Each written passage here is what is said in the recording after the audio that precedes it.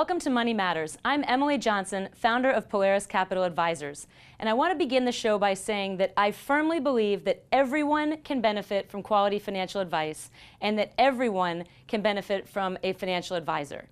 Today, I'd like to talk about the topic of risk. And we've discussed this before, and I've discussed it in many different forms, but today I want to discuss it in terms of your financial plan and what it means with all the white noise that we hear around us, what it means to keeping your financial plan on track. Because let's face it, when you put a financial plan in place and you have objectives, let's say it's putting a kid through college or seeking to retire or buying a new house, there's a dollar that is allocated for that specific objective. You know what the dollar amount is, hopefully, of what that objective is. And the only variables that you really have to work with when we're looking at that objective is how much are you actually saving, what dollars are set aside, what dollars are going to be going towards that goal, the amount of time that you have to achieve that goal, and the risk that you're going to be taking. So when lots of times with discretionary income, etc., there's only so many dollars to go around. There's a set finite amount of time that you have to achieve that goal, especially if you're looking at something like college for a child. For retirement, you might be able to push that back a few years. Some of these variables you can adjust. But the one that we can adjust the easiest, that we can control the most, is going to be risk. And yet that's the one that most people choose to bury their head in the sand and not really address. So I'm going to look at it in a couple of different forms today. Hopefully one of them will resonate with you, because the other fact of the matter is that life will throw us curveballs. So as fantastic a plan as we put in place, we will go through divorce, death of the spouse of a spouse or family member, retirement, moving, buying a new house, new baby, anything. Life is going to throw us curveballs. Those things are out of our control. So if we can control what we can control, it will hopefully help us keep our plan on a better path, even when life throws us these curveballs. So we've looked at a couple of these charts before, actually. This is actually an intraday chart of what you'll see for the Dow. So any of you that actually look at anything on your phone, whether it's Yahoo Finance, CNBC, you name it, this is a 5-day chart showing intraday movement on the Dow Equity Exchange. So this actually, you can see that we have several 100-point moves throughout the day. And I have clients that call me at 9:30 in the morning based on a bad opening, which would be like that day right there. And in that same day, we end up several 100 points higher. And I have clients that call at the end of the day when we have a really bad ending, like right down there, and yet the next morning we open up high. What is the point of that? Is it that we should be afraid of this kind of volatility? No, it's that this is what is thrown at us every single day, and it's completely outside of our control. Just like geopolitics is outside of our control, and mass collapse of the housing market is outside of our control. All of those things are outside of our control, and they contribute to the volatility that we see in the markets. If you're invested in the market, whether it's in your 401k, your IRA, your taxable accounts, your kids' 529s, whatever it is, this is happening every single day. And if you start to panic whenever you see that happen, then you're not going to achieve the benefits of that. And I see this every single day, and I get used to the phone calls whenever we have little panics in the market, and sometimes big panics, and it's completely justified. But when I get those calls, what it means to me is that we haven't really addressed an appropriate or comfortable level of risk with that particular client.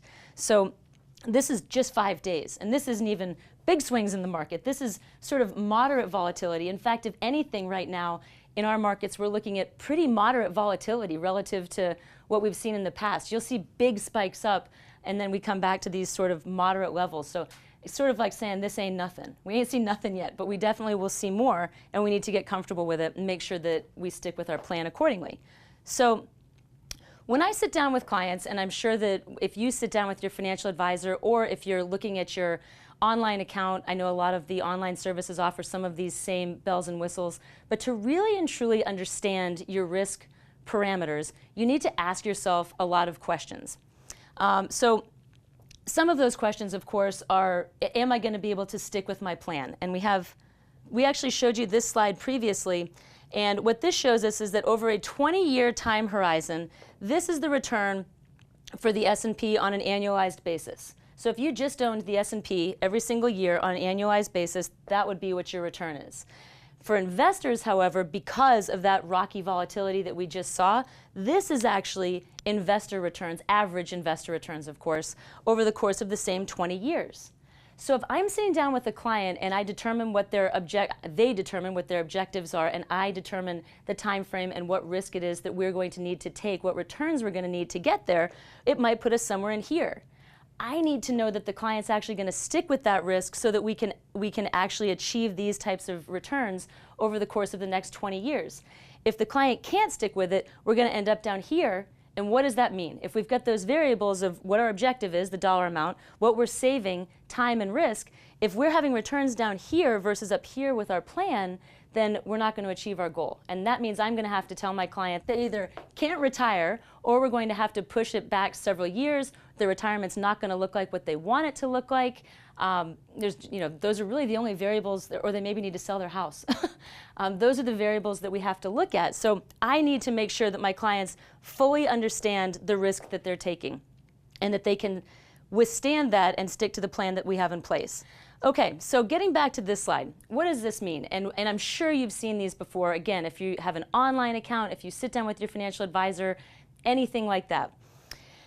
What this shows is what a standard pie chart is for equity, cash, and bond allocation based on your risk. I know this is super exciting, so I'm going to try to make it exciting with lots of colors. So if you have a risk profile that's, say, slightly above average, and I actually did this on myself, so I have a slightly above average risk profile for somebody who's under 50. So that puts me, as you can see right here, straight in the middle, slightly above the center, off to the right somewhat. So that means that I'm willing to take a little bit more risk. Why? Because I have a long time till I'm looking to retire, and based on my objectives and the fact that I know that I'm going to stick with my plan, I'm willing to take this extra risk even through bad markets. So that's a question that your advisor would ask you of sort of what's your comfort level? Well, how do you gauge your comfort level? There's a couple ways that we do that. And this is never really popular, but it's really, really essential. It's kind of like dieting. You never really want to know exactly how much weight you have to lose, but it makes you feel good as you're incrementally getting there. So that's what we have to ask ourselves when we look at risk. And the question that we ask our clients, and again, I'm sure you've seen this in a lot of different forms, pretty much the same, is during the Great Recession, the period from November 2007 to February 2009, if your money was invested this way, whatever kind of account it is, based on the objective that you have, your funds would have declined 33%. Can you stomach that? So then you need to look at that, and you might say, yes, no, I don't know. Most people would say, I don't really know necessarily. That sounds like a lot, but what does it mean in dollar terms? Then you need to look at it in dollar terms. So based on the portfolio that you're looking at, what would that actually look like? And if you opened your statement and it said that you had declined $94,000 over the course of that period, and you had invested $290 up front, would you be able to stomach that, or would you absolutely run for the hills, sell everything, go to cash, and never return to it? Those are the questions you have to ask yourself. So obviously, if you can't handle that, then we need to dial that back. We need to move your score back down here so that we can more adequately address that. What are the implications of that? If that percentage goes from 33% to, say, 20%, and you feel that you can stomach that, you're going to stick with that plan, it might be that we then have to change some of those other variables. We might have to push retirement back. We might need for you to save more. Those are some of the other variables that we can sort of correct based on this. But the most important thing is that you're going to be willing to stick with your plan.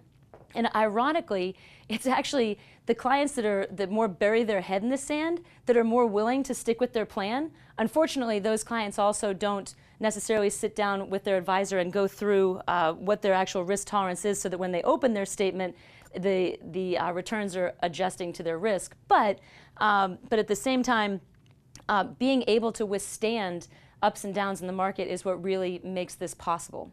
So we will be right back with a little bit more discussion of expectations around risk and what it means for your portfolio. Please stick with us with more Money Matters.